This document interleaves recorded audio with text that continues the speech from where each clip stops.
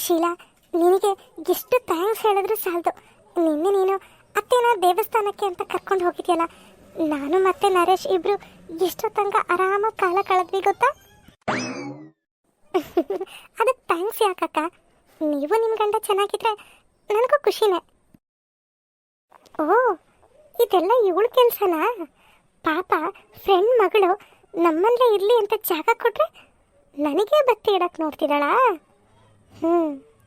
ನವ್ಯ, ನೀನು ಇವಳನ್ನ ಇಟ್ಕೊಂಡು ನನ್ನನ್ನು ಹೇಗೆ ಆಟಾಡಿಸ್ತೀಯೋ, ನಾನು ಅದೇ ಥರ ಶೀಲನ್ನ ಇಟ್ಕೊಂಡು ನಿನ್ನನ್ನು ಆಟಾಡಿಸ್ತೀನಿ, ನೋಡ್ತಾ ಇರು.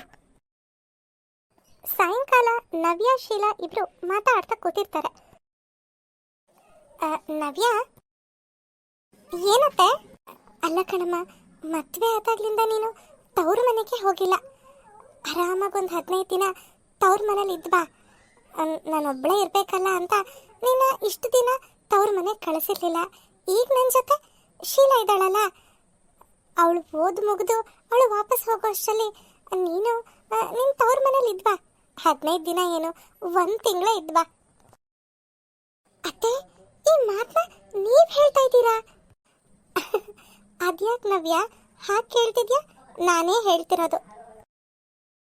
ಅಕ್ಕ, ನಿಮ್ಮ ಅತ್ತೆನೇ ಪರ್ಮಿಷನ್ ಕೊಟ್ಟಾಯ್ತಲ್ಲ, ಇನ್ನೂ ಯಾಕೆ ಸುಮ್ಮನೆ ಕೂತಿದ್ದೀರಾ? ಹೋಗಿ ಬಟ್ಟೆ ಎಲ್ಲ ಪ್ಯಾಕ್ ಮಾಡ್ಕೊಳ್ಳಿ. ಅದಕ್ಕೂ ಮುಂಚೆ ನವ್ಯ, ನಡಿ, ನಾನು ನೀನು ಶೀಲಾ 3 ಜನನು ಶಾಪಿಂಗ್ ಹೋಗಿ ಬರೋಣ. ಹಾಗೆ ನಿಮ್ಮ ತಂದೆ ತಾಯಿ ಎಲ್ರಿಗೂ ಬಟ್ಟೆ ತಗೊಂಡು ಬರೋಣ. ಮೊದಲನೇ ಸರಿ ಗಂಡನ ಮನೆಯಿಂದ ತವ್ರ ಮನೆಗೆ ಹೋಗ್ತಿದ್ಯಾ, ಬರೀ ಕೈಲಿ ಹೋಗೋಕ್ಕಾಗತ್ತಾ? ಅವ್ರಿಗೇನಾದರೂ ಉಡುಗೊರೆಗಳ ತಗೊಂಡು ಹೋಗ್ಬೇಕು ತಾನೇ? ಸರಿ ಅತ್ತೆ, ನಾನು ಈಗಲೇ ಹೋಗಿ ರೆಡಿ ಆಗ್ತೀನಿ. ನವ್ಯ ಖುಷಿ ಖುಷಿಯಿಂದ ಶಾಪಿಂಗ್ಗೆ ರೆಡಿ ಆಗಕ್ಕೆ ಹೋಗ್ತಾಳೆ.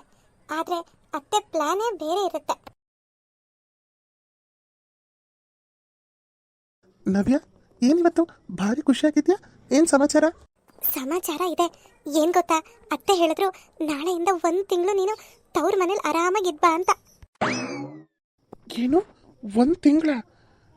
ಅಲ್ಲ ನವ್ಯ, ನೀನು 1 ತಿಂಗಳು ತವ್ರ ಮನೆಗೆ ಹೋದ್ರೆ ನನಗೊಬ್ಳಿಗೆ ಬೇಜಾರಾಗಲ್ವಾ ಇಲ್ಲಿ? ರೀ, ಅತ್ತೆ ಪರ್ಮಿಷನ್ ಕೊಟ್ಟಿರೋದೇ ಹೆಚ್ಚು. ನೀವು ನೋಡಿದ್ರೆ ಇವಾಗ 1 ತಿಂಗಳ ಹಾಗೆ ಹೀಗೆ ಅಂತಿದ್ದೀರಾ. ಅದು ಸರಿನೇ. ಇಷ್ಟು ದಿನ ನನ್ನ ಎಲ್ಲೂ ಆಚೆ ಕಳಿಸಲ್ಲ ಹಾಗೆ ಹೀಗೆ ಅಂತ ಗೋಳಾಡ್ತಿದ್ದೆ. 1 ತಿಂಗಳಾದರೂ ನೆಮ್ಮದಿಯಾಗಿ ನಿನ್ನ ತವ್ರ ಮನೇಲಿ ಇದ್ಬಾ.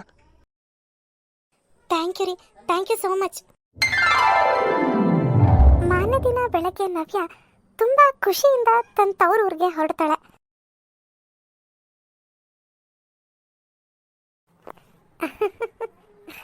ಅಂತೂ ಇಂತೂ ತೊಲಗುದ್ಲು. ಶೀಲಾ, ಶೀಲಾ, ಶೀಲಾ, ನಾನು ಸ್ವಲ್ಪ ದೇವಸ್ಥಾನಕ್ಕೆ ಹೋಗಿ ಬರ್ತೀನಿ. ಬರೋದು ಹತ್ತತ್ರ 7:30 8 ಗಂಟೆ ಆಗುತ್ತೆ. ನನ್ನ ಮಗ ಬಂದ ತಕ್ಷಣ ಅವನಿಗೆ ಕಾಫಿ ಏನು ಬೇಕೋ ಅದು ಸ್ವಲ್ಪ ಮಾಡಿಕೊಡ್ತೀಯಮ್ಮ? ಆಂಟಿ, ಅವ್ರು ಬಂದಾಗ ನೀವು ಮನೇಲಿರಲ್ಲ ಅಂದರೆ ಸರಿ ಹೋಗಲ್ವೇನೋ? ಅಯ್ಯೋ, ಆ ಥರ ಏನಿಲ್ಲಮ್ಮ. ನನ್ನ ಮಗ ಹಾಗೆಲ್ಲ ಏನೂ ತಿಳ್ಕೊಳ್ಳಲ್ಲ. ಆದರೆ ಬಂದ ತಕ್ಷಣ ಅವನಿಗೆ ಯಾರಾದರೂ ಕಾಫಿನೋ ತಿಂಡಿನೋ ಏನಾದರೂ ಕೊಡಬೇಕು, ಇಲ್ಲಾಂದರೆ ಕೋಪ ಬಂದ್ಬಿಡುತ್ತೆ. ಹಾಗಾಗಿ ಹೇಳಿದೆ ಅಷ್ಟೇ. ಸರಿ ಆಂಟಿ, ಸರಿ, ಹಾಗಾದರೆ ನಾನು ಹೋಗಿ ಬರ್ತೀನಿ. ನರೇಶ್ ತಾಯಿ ಬೇಕು ಅಂತಾನೆ ದೇವಸ್ಥಾನ ನೆಪ ಮಾಡಿಕೊಂಡು ಹೊರಗಡೆ ಹೋಗ್ತಾಳೆ. ಸ್ವಲ್ಪ ಹೊತ್ತಾದ್ಮೇಲೆ ನರೇಶ್ ಆಫೀಸ್ ಮುಗಿಸ್ಕೊಂಡು ಮನೆಗೆ ಬರ್ತಾನೆ. ಅಮ್ಮ, ಅಮ್ಮ ಕಾಫಿ ತಗೊಂಡ್ ಬಾ. ತಗೊಳ್ಳಿ. ಆಂಟಿ ದೇವಸ್ಥಾನಕ್ಕೆ ಹೋಗಿದ್ದಾರೆ. ಓಹ್ ಹೌದಾ, ಸಾರಿ, ನಿಮಗೆ ತೊಂದರೆ ಆಯ್ತೇನೋ. ಅಮ್ಮ ದೇವಸ್ಥಾನಕ್ಕೆ ಹೋಗಿದ್ದಾರೆ ಅಂತ ನನಗೆ ಗೊತ್ತಿರಲಿಲ್ಲ. ಇಲ್ಲಿ ಪರವಾಗಿಲ್ಲ, ಕಾಫಿ ತಗೊಳ್ಳಿ. ಹಾಂ, ಥ್ಯಾಂಕ್ ಯು. It's okay.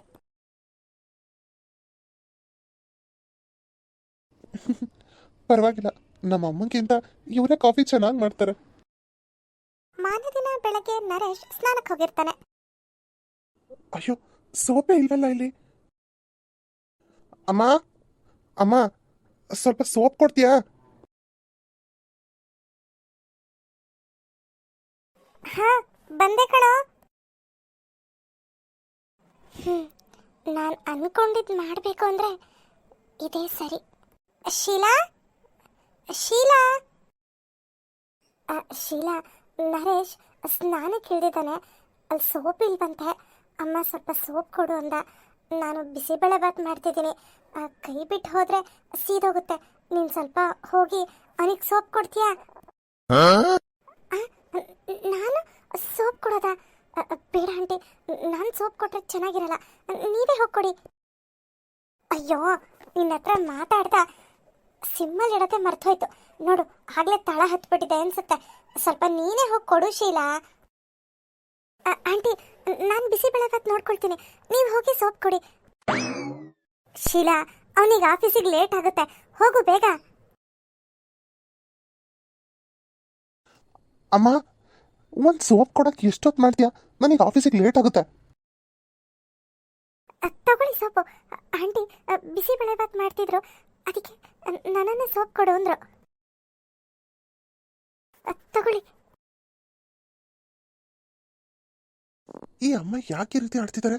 ದಿನ ನಾನು ಆಫೀಸಿಂದ ಬರೋ ಅಷ್ಟೊತ್ತಿಗೆ ದೇವಸ್ಥಾನಕ್ಕೆ ಹೊಟ್ಟೋಗಿರ್ತಾರೆ. ದಿನ ಶೀಲಾನೇ ನನಗೆ ಕಾಫಿ ಮಾಡಿಕೊಡ್ತಿರೋದು.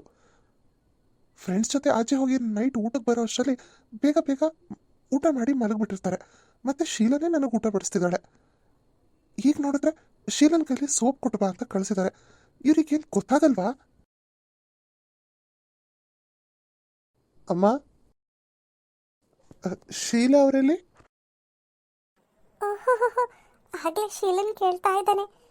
ಎಲ್ಲ ಸೋಪ್ ಕೊಟ್ಟಿದ್ದ ಪ್ರಭಾವ ಅನ್ಸುತ್ತೆ.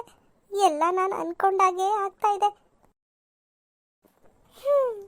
ಏನಪ್ಪ ಇವತ್ತು ಬೆಳಬೆಳಗ್ಗೆನೆ ಶೀಲಾ ಎಲ್ಲಿ ಅಂತ ಕೇಳ್ತಿದ್ಯಾ? ಏನ್ ಸಮಾಚಾರ? ಅವಳು ಕಾಲೇಜ್ಗೆ ಹೋಗ್ಲು. ಒಳ್ಳೇದಾಯ್ತು. ಅವ್ರ ಮನೇಲಿ ಇಲ್ಲದೆ ಇರಬೇಕಾದ್ರೆ ನಿನ್ನ ಹತ್ರ ಒಂದು ವಿಚಾರ ಮಾತಾಡಬೇಕು ಅಂತ ಅನ್ಕೊಂಡಿದ್ದೆ. ಅದಕ್ಕೆ ಶೀಲಾ ಅವ್ರು ಎಲ್ಲಿ ಅಂತ ಕೇಳಿದ್ದು. ಏನದು?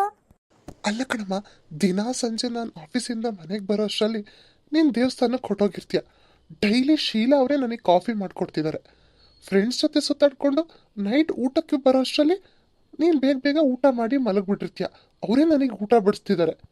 ಇವತ್ತು ಬೆಳಗ್ಗೆ ನೋಡಿದ್ರೆ ಅಮ್ಮ ಸೋಪ್ ಕೊಡು ಅಂತ ನಾನು ಬಾತ್ರೂಮಿಂದ ಕಿರಿಚಿದ್ರೆ ನೀನು ಶೀಲಾ ಅವ್ರ ಹತ್ರ ಸೋಪ್ ಕೊಟ್ಟು ಕಳಿಸಿದ್ಯಾ? ನಿನ್ಗೇನು ಬುದ್ಧಿ ಇಲ್ವೇನಮ್ಮ? ಬುದ್ಧಿ ಇರೋದಕ್ಕೆ ಕಣೋ ಈ ರೀತಿ ಎಲ್ಲ ಮಾಡ್ತಿರೋದು. ನಿನ್ನ ಹೆಂಡತಿಗೆ ಸರಿಯಾದ ಪಾಠ ಕಲಿಸ್ಬೇಕು ಅಂದ್ರೆ ನಾನೀಗ ಮಾಡ್ತಿರೋದೇ ಸರಿ. ಅಯ್ಯೋ, ಇಷ್ಟೇನಾ? ಅಲ್ಲ ಕಣ ನರೇಶ, ಅವತ್ತು ಶೀಲಾ ನಮ್ಮ ಮನೆಗೆ ಬಂದಾಗ ನೀನೇನಂದೆ? ನಿಮ್ಗೆ ಏನೇ ಸಹಾಯ ಬೇಕಿದ್ರು ಕೇಳಿ, ಯಾವುದಕ್ಕೂ ಸಂಕೋಚ ಪಟ್ಕೋಬೇಡಿ ಎಂದೆ. ಅಂದ್ರೆ ಅರ್ಥ ಏನು? ಅವಳು ನಮ್ಮನೇಲಿ ಒಬ್ಳು ಅಂತ ಅಲ್ವಾ? ಅಂದಮೇಲೆ ಅವಳು ನಿನಗೆ ಕಾಫಿ ಕೊಡೋದು, ಊಟ ಬಡಿಸೋದು, ಇದರಲ್ಲಿ ಏನು ತಪ್ಪಿದೆ ಹೇಳು? ನೋಡಮ್ಮ, ಇದೆಲ್ಲ ನನಗೆ ಸರಿ ಕಾಣಿಸ್ತಿಲ್ಲ. ನಾನು ನಾಳೆನೇ ನವ್ಯಂಗೆ ಫೋನ್ ಮಾಡಿ ನಿನ್ನ ತವ್ರ ಮನೆಯಿಂದ ಹೊರಟು ಬಾ ಅಂತ ಹೇಳ್ತೀನಿ. ಪಾಪ, ಮದುವೆ ಆದಾಗ್ಲಿಂದ ಅವಳು ತವ್ರ ಮನೆಗೆ ಹೋಗೇ ಇಲ್ಲ. ನಾನೇ ಅವಳಿಗೆ ಹೇಳಿದ್ದು ಆರಾಮಾಗಿ 1 ತಿಂಗಳು ತವ್ರ ಮನೇಲಿ ಇದ್ದು ಬಾ ಅಂತ. ಅವಳಿಗೂ ಅನ್ಸಿರುತ್ತಲ್ವಾ ಅಪ್ಪ ಅಮ್ಮನ ಜೊತೆ ಇರಬೇಕು ಅಂತ. ಈಗ ನೀನು ಫೋನ್ ಮಾಡಿದೆ ಅಂತ ಇಟ್ಕೊ. ಇನ್ನೂ ನನ್ನ ತವ್ರ ಮನೆಗೆ ಹೋಗಿ 2 ದಿನ ಆಗಲಿಲ್ಲ, ಆಗಲೇ ಫೋನ್ ಮಾಡಿದ್ರು ಅಂತ ಅವಳಿಗೆ ಬೇಜಾರಾಗಲ್ವಾ? ಹೌದು, ಪಾಪ ನವ್ಯ ಖುಷಿ ಖುಷಿಯಿಂದ ತವ್ರ ಮನೆಗೆ ಹೋಗಿದ್ದಾಳೆ. ಈಗ ನಾನು ಫೋನ್ ಮಾಡಿ ಬಾ ಅಂದರೆ ಅವಳಿಗೆ ಬೇಜಾರಾಗುತ್ತೆ. ಅಮ್ಮ ಹೇಳ್ತಿರೋದು ಸರಿ. ಸರಿ ಬಿಡು, ಸರಿ, ನಾನು ಆಫೀಸಿಗೆ ಹೋಗಿ ಬರ್ತೀನಿ. ಆಫೀಸಿಗೆ ಹೋಗಿ ಬಾ. ಈಗ ಶೀಲಾ ಎಲ್ಲಿ ಅಂತ ಕೇಳಿದ್ಯಲ್ಲ, ಅದೇ ಥರ ನೀನು ಅವಳ ಹಿಂದೆ ಶೀಲಾ ಶೀಲಾ ಅಂತ ಸುತ್ತಬೇಕು. ಇದನ್ನು ನೋಡಿ ನವ್ಯ ಹೊಟ್ಟೆ ಉರ್ಕೋಬೇಕು. ಅದನ್ನು ನೋಡಿ ನಾನು ಸಂತೋಷ ಪಡಬೇಕು. ಸರೋಜನ್ಗೆ ತಾನು ಏನು ಮಾಡ್ತಿದ್ದೀನಿ ಅನ್ನೋದ್ರ ಬಗ್ಗೆ ಅರಿವೇ ಇರಲ್ಲ. ಅವಳ ತಲೆಯಲ್ಲಿ ನವ್ಯಂಗೆ ಬುದ್ಧಿ ಕಲಿಸ್ಬೇಕು ಅನ್ನೋದಿರುತ್ತೆ ಬಿಟ್ರೆ ತಾನು ಮಾಡ್ತಿರೋದು ತಪ್ಪಾ ಸರಿನಾ, ಇದ್ರ ಮುಂದಿನ ಪರಿಣಾಮ ಏನಾಗ್ಬೋದು ಅನ್ನೋದ್ರ ಬಗ್ಗೆ ಅವಳಿಗೆ ಯಾವ ಯೋಚನೆ ಕೂಡ ಇರಲ್ಲ. ಹಲೋ ನವ್ಯ. ರೀ, ಊಟ ಮಾಡಿದ್ರಾ? ಏನು ಮಾಡ್ತಿದ್ರಿ? ನಾನು ಇವಾಗ ಮನೆಗೆ ಹೋಗ್ತಾ ಇದ್ದೆ. ಏನು, ಇವಾಗ ಮನೆಗೆ ಹೋಗ್ತಿದ್ದೀರಾ? ಹಾಂ, ಹೌದು. ಫ್ರೆಂಡ್ಸ್ ಜೊತೆ ಸುತ್ತಾಡಕ್ಕೆ ಹೋಗಿದ್ದೆ. ಈಗ ಮನೆಗೆ ಹೋಗ್ತಾ ಇದ್ದೀನಿ. ಅಲ್ಲ ರೀ, ಇವಾಗ ಮನೆಗೆ ಹೋಗ್ತಿದ್ದೀರಲ್ಲ, ಪಾಪ ಅತ್ತೆ ನಿಮಗೋಸ್ಕರ ಊಟನೂ ಮಾಡದೆ ಕಾಯ್ತಾ ಕೂತಿರ್ತಾರೆ. ಏನಿಲ್ಲ, ಅವ್ರು ಆರಾಮಾಗಿ ಊಟ ಮಾಡಿ ಮಲಗಿರ್ತಾರೆ. ರೀ ನೋಡಿ, ಇಷ್ಟೊತ್ತಾಗಿದೆ ಅಂತ ನಾನು ಬೈತೀನಿ ಅಂತ ನೀವೇನೇನೋ ಹೇಳಬೇಡಿ. ನಾನಿದ್ದಿದ್ರೆ ಅತ್ತೆ ಅವ್ರ ಪಾಡಿಗೆ ಅವ್ರು ಹೋಗಿ ಮಲಗಿರೋರು. ಈಗ ನಾನು ತವರಲ್ಲಿದ್ದೀನಿ ಅಂತ ಅವರಿಗೂ ಗೊತ್ತು ತಾನೆ. ಹಾಗಾಗಿ ಅವರು ನರೇಶ್ ಬರ್ತಾನೆ ಊಟ ಬಿಡಿಸ್ಬೇಕು ಅಂತ ಕಾಯ್ತಿರ್ತಾರೆ. ನೀವು ಲೇಟಾಗಿ ಹೋಗ್ತಿದ್ದೀನಿ ಅಂತ ಇಲ್ಲದೆ ಇರೋದನ್ನೆಲ್ಲ ಹೇಳಬೇಡಿ. ಇಲ್ಲ ನವ್ಯ, ನಾನು ನಿಜಾನೇ ಹೇಳ್ತಿದ್ದೀನಿ. ದಿನ ನಾನು ಆಫೀಸಿಂದ ಮನೆಗೆ ಹೋಗೋ ಅಷ್ಟರಲ್ಲಿ ಅಮ್ಮ ದೇವಸ್ಥಾನಕ್ಕೆ ಹೊರಟೋಗಿರ್ತಾರೆ. ಶೀಲಾ ಅವರೇ ನನಗೆ ಕಾಫಿ ಮಾಡಿಕೊಡ್ತಿದ್ದಾರೆ. ರಾತ್ರಿನೂ ಅಷ್ಟೇ, ನನ್ನ ಫ್ರೆಂಡ್ಸ್ ಜೊತೆ ಸುತ್ತಾಡಿಕೊಂಡು ಮನೆಗೆ ಹೋಗೋ ಅಷ್ಟರಲ್ಲಿ ಅಮ್ಮ ಊಟ ಮಾಡಿ ಮಲಗಿರ್ತಾರೆ. ಶೀಲಾನೇ ನನಗೆ ಊಟ ಬಡಿಸ್ತಿದ್ದಾರೆ. ಅದಕ್ಕೆ ಇವತ್ತು ಹೊರಗಡೆನೇ ಊಟ ಮಾಡಿಕೊಂಡು ಮನೆಗೆ ಹೋಗ್ತಾ ಇದ್ದೀನಿ. ಪಾಪ ಶೀಲಂಗೆ ಓದ್ಕೊಳ್ಳೋದೆಲ್ಲ ಇರುತ್ತೆ. ನಮ್ಮಿಂದ ಅವಳಿಗೆ ತೊಂದರೆ ಆಗಬಾರ್ದು. ನಾನು ಆದಷ್ಟು ಬೇಗ ಬರೋಕ್ಕೆ ಪ್ರಯತ್ನ ಪಡ್ತೀನಿ. ನೋಡು ನವ್ಯ, ನೀನು ಇಲ್ಲಿ ಬಗ್ಗೆ ಏನು ಯೋಚನೆ ಮಾಡಬೇಡ. ಖುಷಿಯಾಗಿ ತವ್ರ ಮನೆಗೆ ಹೋಗಿದ್ಯಾ. ಹಾಗೆ ನಿನಗೆ ಎಷ್ಟು ದಿನ ಇರಬೇಕು ಅನ್ಸುತ್ತೋ ಅಷ್ಟು ದಿನ ಆರಾಮಾಗಿ ತವ್ರ ಮನೇಲಿ ಇದ್ವಾ, ಸರಿನಾ? ಸರಿ, okay, good night. Good night. Miss you. Love you. Love you too. Bye. Sheela ಅವರೇ ನನಗೆ ಸೋಪ್ ತಂದು ಕೊಟ್ಟರು ಅಂತ ನವ್ಯಂಗೆ ಏನಾದರೂ ಹೇಳಿದಿದ್ರೆ ಅವಳಿಗೆ ಎಷ್ಟು ಬೇಜಾರಾಗ್ತಿತ್ತು. ಸುಮ್ಮನೆ ಇಲ್ಲಿ ಬಗ್ಗೆ ತಲೆ ಕೆಡಿಸ್ಕೊಂಡು ಅವಳು ಖುಷಿನೂ ಹಾಳು ಮಾಡ್ದಂಗೆ ಆಗೋದು. ಅದಕ್ಕೆ ಆ ವಿಷಯನ ಅವಳಿಗೆ ಹೇಳಲಿಲ್ಲ. ಸರೋಜ ನವ್ಯಾಗೆ ಬುದ್ಧಿ ಕಲಿಸೋಕ್ಕೆ ಇನ್ನೂ ಏನೇನು ಮಾಡ್ತಾಳೆ ಅನ್ನೋದನ್ನು ನೆಕ್ಸ್ಟ್ ಎಪಿಸೋಡ್ನಲ್ಲಿ ತಿಳ್ಕೊಳ್ಳೋಣ. ಈ ಎಪಿಸೋಡ್ ನಿಮಗೆಲ್ಲ ಇಷ್ಟ ಆಗಿದ್ರೆ ಪ್ಲೀಸ್ ನಮ್ಮ ಚಾನಲ್ನ ಸಬ್ಸ್ಕ್ರೈಬ್ ಮಾಡಿ, ಹಾಗೆ ಲೈಕ್ ಮಾಡಿ, ಶೇರ್ ಮಾಡಿ, ಕಮೆಂಟ್ ಮಾಡಿ. ನೆಕ್ಸ್ಟ್ ವಿಡಿಯೋದಲ್ಲಿ ಸಿಗ್ತೀನಿ. Bye friends.